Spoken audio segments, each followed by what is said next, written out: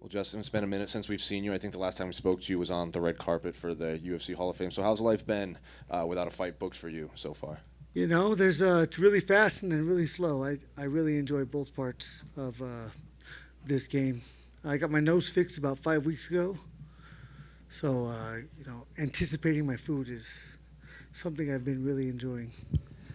Well, given that I'm sure you haven't been in camp or anything or training, given you fixed your nose, have you had time to let the rest of your body heal up too from just constantly being in camp over the last few years? Yeah, yeah, I think so. I think my last fight, Charles was brilliant, you know, and he hurt me often. He hurt me early. 10 seconds in, I was really hurt, and probably four times after that, I felt something I've never felt in a cage. So, it was just one of those fights where, it was against adversity the whole time. I was gonna ask about that. I think after the fight, the cameras picked you up saying like you hit really hard when you guys were both leaving the octagon. So did that catch you off Yeah. guard that how powerful and crisp his striking was? Yeah, I mean, it's a feeling. It was a feeling I've never felt. Usually you get hit, you call it a buzz, um, call it a flash. And this is more like my tongue just went on a super powerful battery, and it just my entire body. It was crazy. So yeah, it was perfect shots. Perfect time, one or the other, and yeah, it was the factors that I faced that night. And then since that night, you've had a couple lightweights even called you out. Fiziv's called you out. Gamrot's called you out. So what do you make of like even though you're not in camp or taking fights, that these lightweights are still calling you out for fights? Yeah, I mean, it cannot be a bad thing. That when people are saying your name, it's free publicity. And I've been away. I didn't talk to you guys after my fight. I got hit hard. You guys get to see the fun part, but you don't get to see the aftermath. And there's a factor. Every fight, and this fight particularly, I was not ready to talk to you guys. Not because I didn't want to, because I wasn't able. So yeah, it's the name of the game. And then of course you have the title fight between Charles and Islam coming up. Beneil Dariush fighting Gamrot, and Poirier is supposedly going to fight Chandler later this year. How do you see the rest of the division playing out as by the end of the Yeah, year? I mean, with the nose surgery, if I went away, one thing the fighters have to always understand is this sport will always go on as it is. They need you, but they don't need you, and that's the best part about the sport. Fighting is so exciting. Chance, skill, anything could happen at any moment, and that's why we're such big fans. So those fights need to play out. I have no idea how they're going to go. I'm 100% confident that Islam will not dominate Charles, and that's about it. What makes you say you're sure he won't dominate him? Obviously, that's something we've seen from him so far in his career. Yeah, I don't know how to explain it. That's what I feel. The last time I stepped in there with him, I don't. There's no way that it's going to be a great fight. I wish I was there. I wish it wasn't in Abu Dhabi so I could be there. But yeah, we're all in for a treat. Do you think that's just going to be a clash of both of them with the forward pressure? They both like to move forward at all costs. Uh, I don't know. I think Charles is going to move forward. I don't see, Islam's going to try, and eventually he might be successful. And if he is, he'll win. But I don't see him tiring him out. Even if he takes him down for the first 2 rounds, I don't see Charles being getting submitted, and I don't see him being too exhausted to continue to fight the fight that he needs to fight. So it's just what I think. I mean, chance, luck. I think Kamaru's going to finish Leon in the fourth round tonight. Why? No idea. Justin, just one. In terms of your own call-outs, what do you make of Fazeev, and is that a fight that interests you? Yeah, I mean, dude, this again, the sport moves on. These guys are growing. Exciting fighter. The way you win, you have to win, but how you win is the most important. So, um, again, really fast and then really slow. When it's really slow, I enjoy it. I play golf, rest my body, rest my mind. These guys are, when I was their age, it was 24/7, 365. And, that's not a bad route whenever your body can hold up. Now, 33, and just gotta take care of my body in between fights. And the thing I was getting at, we have the advantage of the other dangerous sports, boxing, football. We get time in between, and we go when we say go, and we don't go when we don't say go. So I wanted to take this break. I think this was a perfect opportunity to get the nose fixed. It's been 13 years. I had about 4 amateur fights with the nose. So yeah, anticipating my food is something special.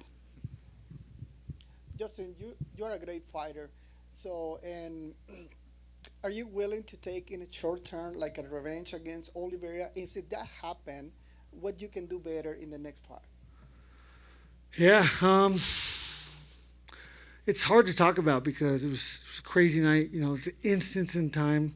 There's things I would like to change, but it'll all sound like an excuse. I have to take it with me. I have to internalize it, and I have to make sure that I never make the mistakes that I feel like I made. Thank you so much.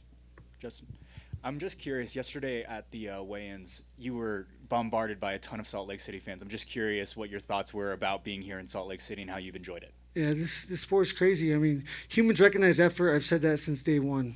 I give max effort.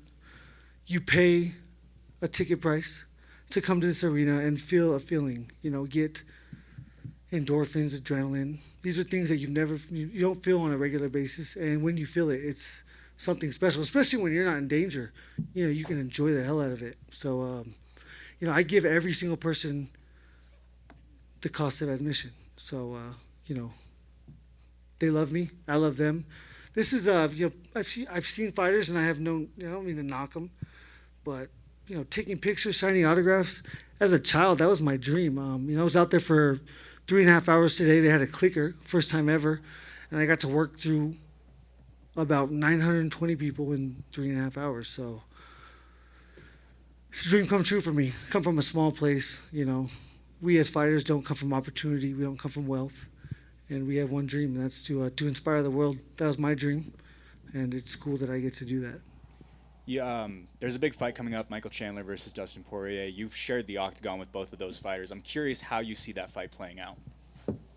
It's all a guess. No, I'm guessing that it's going to play out a lot like my fight.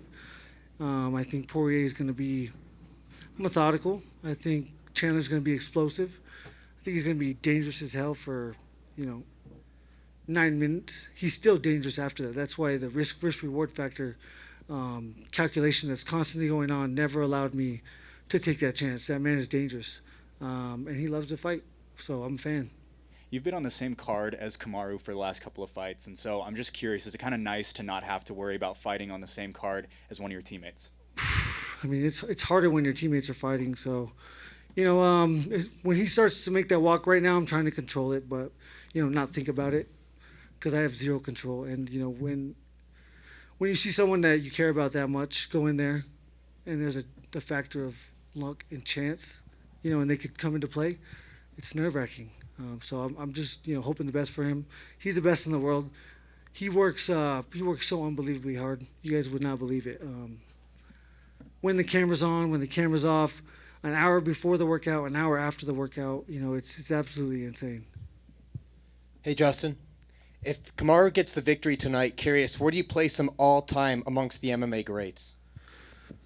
Oh, I'll never talk about this conversation without breaking it down into eras. The current era, for sure the GOAT. I mean, statistically, especially with the fact that he's been getting finishes. I mean, I want to see as a fan, I want to see you finish somebody.